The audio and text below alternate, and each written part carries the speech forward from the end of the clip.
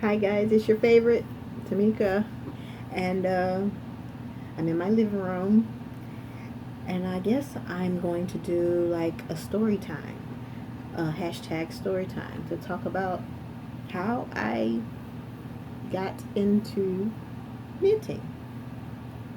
So, I think the first time I saw someone knitting was my sister. One day we had a family gathering, and I went over to visit the folks, and my sister was actually knitting. Now, I've seen knitting on television, and I really didn't have an interest, but I had always, tried my hand at crochet. So I always had a love for yarn. And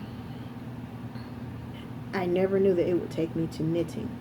But I had found out with crochet that I had started with wrist pain because of the long hours on end that I would crochet. So, like, I'm the type that I have a quiet project or something quiet. I guess what I'm trying to say is I enjoy quiet things, sitting down reading a book, or, you know, earphones, listening to music, or story audio books on tape, things of that nature. And I took a liking to yarn when my son was one, and it actually, I guess, to keep me with something to do, because that'll be a story for another time. My son was actually in the hospital. It was an ordeal, and basically that is what helped me to cope with the whole situation. While I was sitting waiting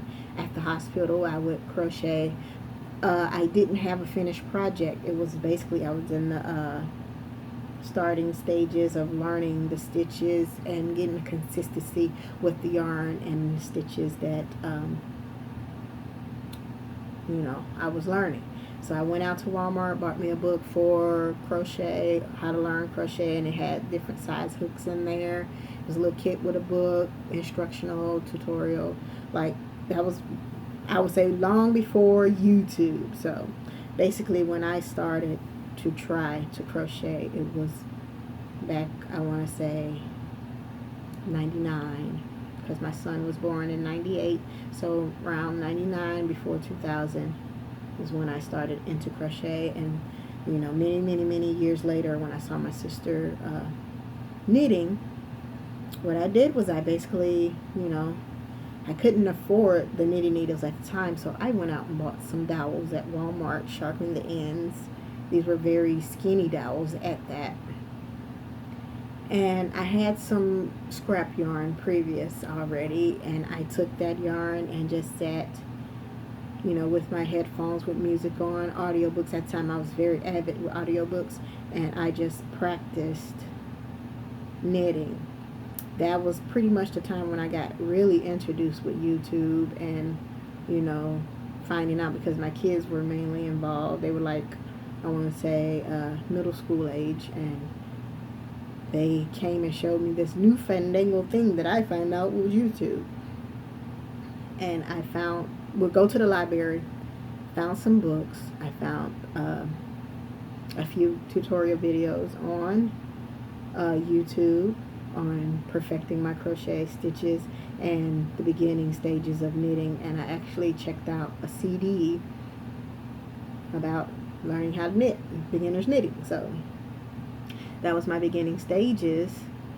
And after I found out, because I pretty much had a consistency of keeping my stitches even, because I was a previous crocheter, and I guess that's where it ran from. From that point on, I had been knitting, and I want to say this was back in like 2009, 2010, when I like really ran with it, and just had been trying to keep track with it. And then the funny thing to me was, what really sparked my love of yarn was, I do a Yahoo free cycle, and that's basically a community in your area. I don't know if that's in every area, but my sister told me about it, went on Clark Howard's website, and somehow I got introduced with free cycle. And basically that's a website where in your area, people are posting that they're trying to get out of their home and they want to repurpose it to anybody else that'll come and pick it up. So basically, just so happened I put out there, I'm new to knitting, and I will be grateful if anyone has some extra needles and yarn to get me started. And just so happened a lovely young lady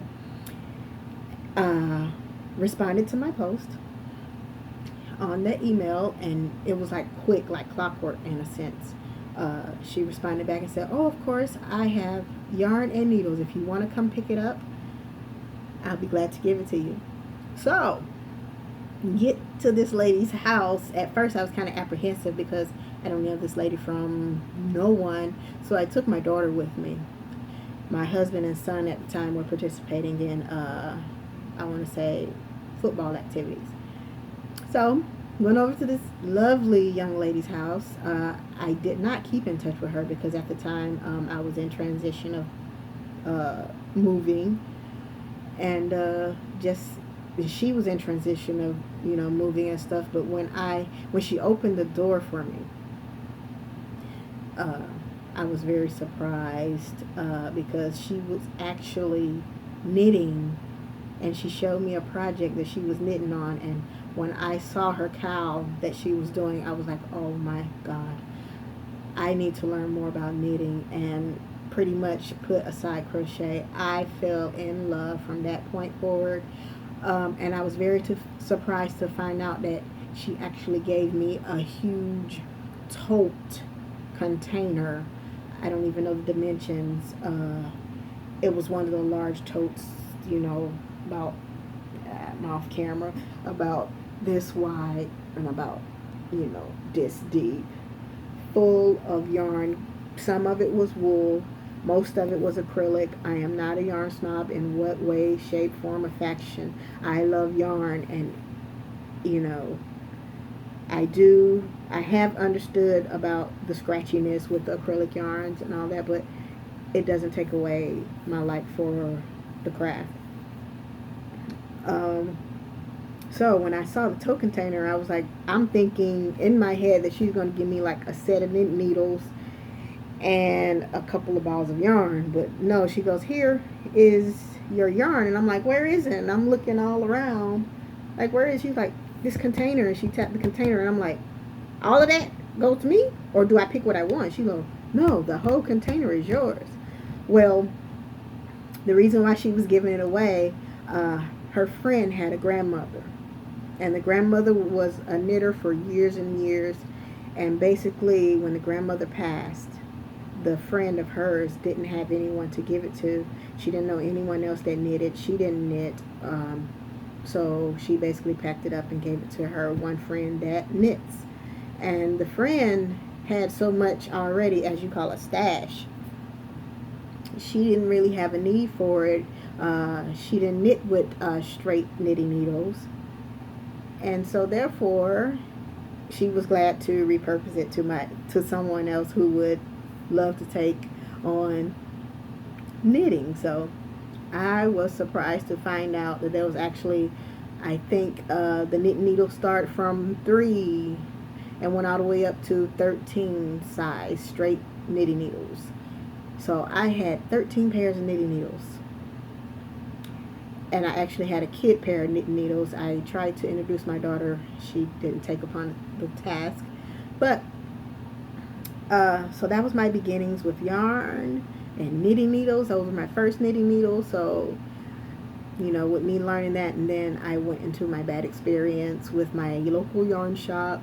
And I think I'll do a hashtag story time on that. But I was so excited to get started with knitting, and I had those knitting needles and the yarn, and basically I just went with it.